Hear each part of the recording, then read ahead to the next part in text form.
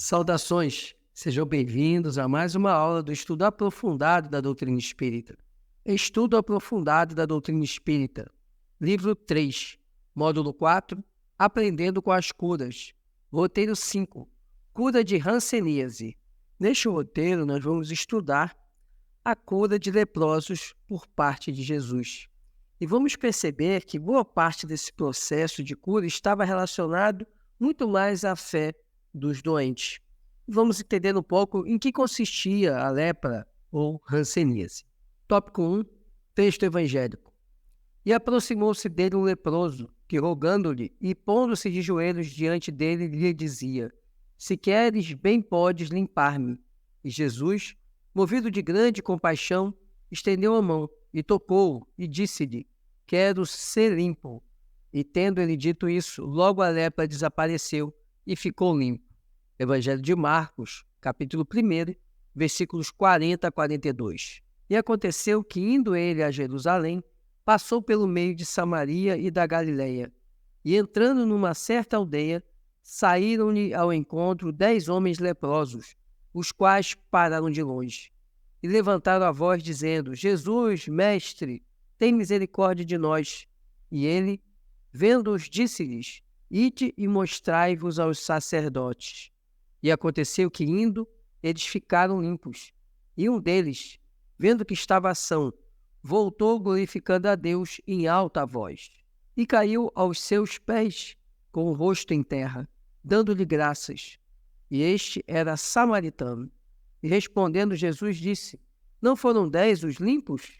E onde estão os 9? Não houve quem voltasse para dar glória a Deus, senão este estrangeiro? E disse-lhe: Levanta-te e vai, a tua fé te salvou. Evangelho de Lucas, capítulo 17, versículos 11 a 19. Ao concluir o estudo de algumas curas realizadas por Jesus, trazemos à análise uma das doenças mais antigas existentes no mundo, hanseníase, ou mal de Hansen, também denominada lepra no passado. Em 1873, o médico norueguês Gerard Henrik Ameor Hansen, de 1841 a 1912, identificou a bactéria Mycobacterium leprae como o agente causador da lepra. Tempos depois, a palavra lepra passou a ser substituída por hanseníase ou mal de Hansen, em razão do caráter discriminatório, estigmatizante e preconceituoso que o nome lepra produzia. Nos últimos 100 anos, ocorreram significativos avanços científicos relativos ao diagnóstico, tratamento e controle da doença. Há, porém, um caminho a ser percorrido para a cura definitiva do tipo mais grave da enfermidade, a victoriana, conhecida como forma L de lepromatosa. A hanseníase é enfermidade infecciosa crônica, que pode ocorrer sob várias formas clínicas, sendo algumas benignas. As principais manifestações clínicas são a forma lepromatosa, HL, possivelmente a que é citada nos textos evangélicos, e a forma tuberculoide, HT. O primeiro tipo, HL, é mais grave, produz lesões cutâneas e envolvimento dos nervos periféricos. É comum a presença de mutilações, sobretudo na pele, e trato respiratório superior. Nesta forma de manifestação clínica, a imunidade é muito reduzida e a bactéria se multiplica excessivamente, levando a um quadro mais grave, com anestesia dos pés e mãos, que favorece os traumatismos e feridas que podem causar deformidades, atrofia muscular, inchaço das pernas e surgimento de lesões elevadas na pele, nódulos. Órgãos internos também são acometidos pela doença. O segundo tipo, HT, é usualmente benigno. As lesões são poucas ou únicas, de limites bem definidos e um pouco elevados e com ausência de sensibilidade ou dormência. Ocorrem alterações nos nervos próximos à lesão, podendo causar dor, fraqueza e atrofia muscular. Entre essas duas formas principais existem, letra A, hanseníase limiar, HLIM, uma espécie de combinação das formas HL e HT, também denominada de borderline ou dimorfa. O número de lesões é maior, formando manchas que podem atingir grandes áreas da pele, envolvendo partes da pele sadia. O acometimento dos nervos é mais extenso. Ou B, hanseníase indeterminada, caracterizada pelo menor número de lesões. É a fase inicial da doença que ou evolui espontaneamente para a cura, na maioria dos casos, ou para as outras formas da doença, em cerca de 25% dos casos. Geralmente, encontra-se apenas uma lesão de cor mais clara que a pele normal, com diminuição da sensibilidade. É mais comum em crianças. A hanseníase é doença expiatória, que atinge mais de 11 milhões de pessoas em todo o mundo. Surgem em cada ano cerca de 700 mil casos novos da doença no mundo. No entanto, em países desenvolvidos é quase inexistente. Por exemplo, a França conta com apenas 250 casos declarados. Bom, neste primeiro momento, tivemos uma introdução do que vem a ser a hanseníase ou a lepra. E vimos um pouco de uma explicação como se desenvolve a doença, como ela atinge as pessoas de forma mais leve até a forma mais grave. Mas é importante dizer que a hanseníase é, antes de tudo, uma doença expiatória. É um processo expiatório. Tanto que, inclusive, há um livro, o nome do livro é Sublime Expiação, de autoria espiritual de Victor Hugo e psicografia de Divaldo Franco, onde conta exatamente a expiação de um homem que foi submetido, no início do século passado, à doença da hanseníase. Portanto, ela tem um caráter expiatório, ou seja, de resgate de faltas passadas, exigindo daquele espírito que passa pela doença maior abnegação, um esforço de humildade e de resiliência para lidar com a doença e com todo esse desenvolvimento até a sua cura, que não é simples, é bastante complexa, embora seja uma doença que hoje é curável, mas ela exige um difícil tratamento. Tópico 2, interpretação do texto evangélico. 2.1, análise do texto de Marcos, a cura de um leproso hanseniano. E aproximou-se dele um leproso, que rogando-lhe e pondo-se de joelhos diante dele, lhe dizia: se queres, bem podes limpar-me. E Jesus, movido de grande compaixão, estendeu a mão e tocou-o, e disse-lhe: quero ser limpo. E tendo ele dito isso, logo a lepra desapareceu e ficou limpo. Evangelho de Marcos, capítulo 1, versículos 40 a 42. A expressão limpar-me não sugere exatamente um processo de cura, ainda que o desaparecimento das lesões tenha sido imediato após o toque magnético de Jesus. É interessante notar que o leproso, ao pedir que fosse limpo, ele não estava se referindo apenas do aspecto físico. E é o que Jesus faz. Jesus, ao tocá-lo, faz a limpeza daqueles males que estavam ali no seu corpo físico. Mas é, antes de tudo, um processo de limpeza espiritual. Só que esse processo de limpeza espiritual cabe exclusivamente ao próprio doente, ao próprio leproso. Então, Jesus faz sim, magneticamente, através de seu poder magnético, ele retira as impurezas que permeavam o corpo físico do leproso. Mas cabe ao leproso, agora, realizar a grande limpeza, que é a limpeza do seu espírito, a limpeza da sua essência, a limpeza daquilo que levou ao processo de doença no corpo físico. Neste sentido, informa o espírito Amélia Rodrigues a origem da hanseníase, cuja história deste doente é relatada por Marcos, no texto que é objeto de estudo, mas também por Mateus, no capítulo 8, versículos 1 a 4, e por Lucas, no capítulo 5, versículos 12 a 16. O leproso de hoje contaminou-se espiritualmente em pretérito próximo. Ontem, soberbo e egoísta, banhou-se nas lágrimas dos oprimidos, abusando do corpo como os ventos bravios nas tamareiras solitárias. Retornou aos caminhos de tormento em si mesmo, atormentado, para ressarcir penosamente. O legado que hoje recebeu é de responsabilidade antes que de merecimento. O Pai misericordioso não deseja a punição do filho rebelde e ingrato, mas a sua renovação. Amélia Rodrigues esclarece também que o enfermo não soube efetivamente aproveitar do benefício da cura, esclarecendo: a cura mais importante não a experimentou, é aquela que não se restringe à forma, e sim ao espírito.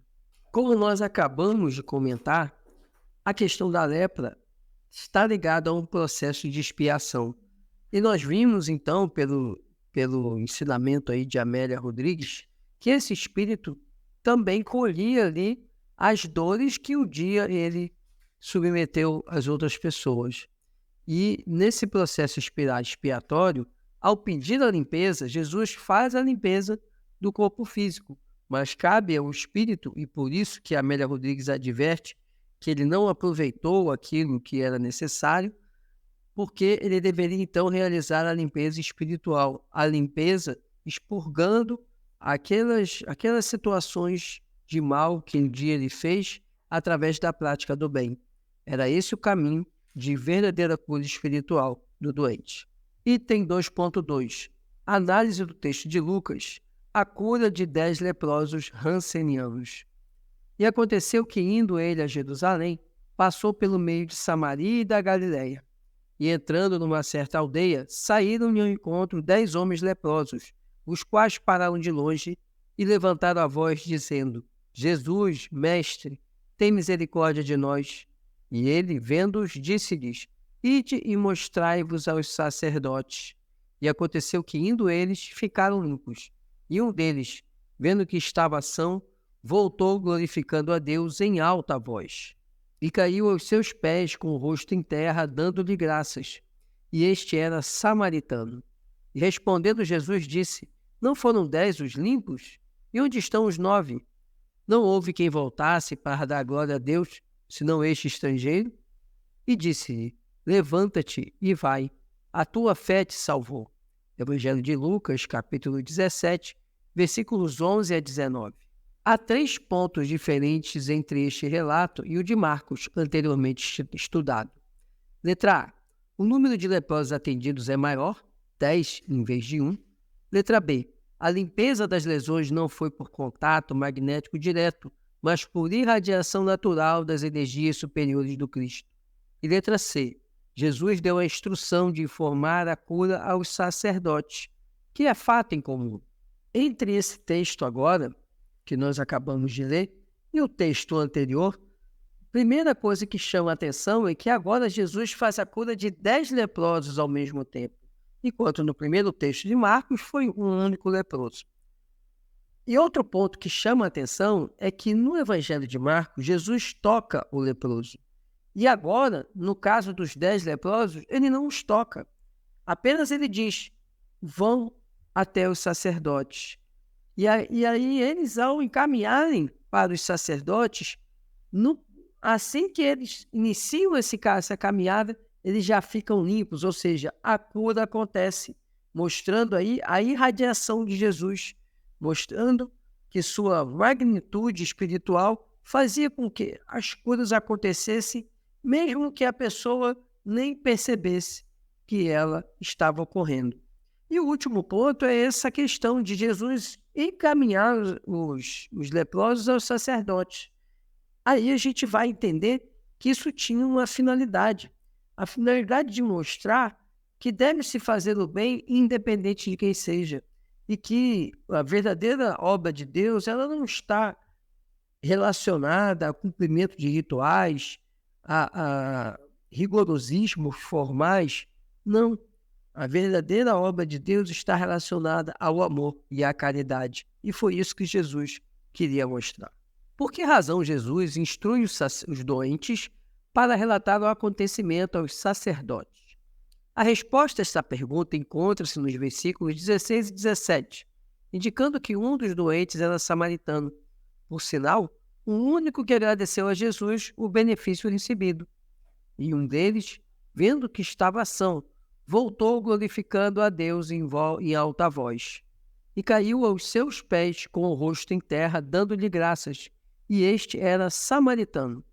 Este, pela fé que possuía, foi efetivamente um único curado. Os demais receberam a oportunidade de merecer a cura definitivamente. Chama a atenção de ser justamente o samaritano revelar gratidão e ser efetivamente curado em razão da fé que possuía, conforme se deduz destas palavras de Jesus. Não foram 10 os limpos? E onde estão os 9? Não houve quem voltasse para dar glória a Deus, senão este estrangeiro? E disse-lhe: Levanta-te e vai, a tua fé te salvou. Os judeus desprezavam os samaritanos em razão das divergências políticas e religiosas, considerando-os hereges. Fica demonstrado assim que a valorização das práticas exteriores afasta o homem dos propósitos superiores que toda religião ensina. A cura realizada por Jesus atendeu, pois, a objetivos maiores que chegam até nós, após a sucessão dos séculos, como lições inestimáveis. Vemos então nessa cura dos 10 leprosos uma questão importante. A questão é que o único que realmente teve gratidão pela cura e demonstrou essa gratidão foi o samaritano. E por isso que Jesus manda os 9 para procurarem os sacerdotes. Os 9 não, perdão, os 10. Porque ele queria que os sacerdotes se deparassem com a cura também de um samaritano, que era tido como um povo impuro e que, portanto, não mereceria a atenção de Deus, segundo a ideia dos sacerdotes. Mas, quando Jesus manda os 10, Jesus dá uma lição, a lição de que Deus não tem escolhidos, Deus não tem preferidos, Deus olha por todos, mas que Deus faz para aqueles que caminham no bem as graças que são pedidas. E é por isso que aquele samaritano, ele fica definitivamente curado, porque ele demonstra essa devoção a Deus, essa gratidão a Deus. Enquanto os outros 9 simplesmente nem retornaram para agradecer ao Mestre Jesus a cura que ele havia lhes proporcionado, demonstrando que eles estavam mais ligados às práticas exteriores, mais ligados a comportamentos de mostrar algo para o outro que era diferente do que estava no seu interior. Já o samaritano não, carregava dentro de si a convicção da bondade divina e do amor do Pai. E aí residia toda a diferença. Devemos considerar que, independentemente dos benefícios que recebemos ao longo da jornada evolutiva, a gratidão é uma virtude que deve ser cultivada. A gratidão e a fé do samaritano doente são sentimentos admiráveis que devem ser estimulados em todos os círculos do relacionamento humano. A gratidão demonstrada pelo leproso está muito mais relacionada não só a reconhecer aquilo que Deus fez de bom na vida de cada um, mas principalmente utilizar as dádivas divinas em prol do bem do próximo. E no caso do leproso, desse leproso que volta para agradecer ao Mestre, essa volta está relacionada a isso, a se colocar à disposição do Mestre para praticar o bem, agora que ele reconhece a dádiva que recebeu. E é essa lição que nós precisamos carregar em nossos corações, a de reconhecer todos os dias as dádivas que recebemos, e mais que isso, utilizar todas essas dádivas em prol do nosso melhoramento espiritual e em prol do auxílio ao próximo. Esse é o conteúdo que tínhamos, então, para essa nossa aula do EAD. Se você ficou com alguma dúvida, deixe aqui nos comentários que eu respondo com o maior prazer a sua dúvida. E eu peço que você curta, comente e compartilhe. Ajude esse conteúdo a chegar para tantas pessoas que podem se beneficiar desse estudo. Muito obrigado por sua atenção e até a próxima.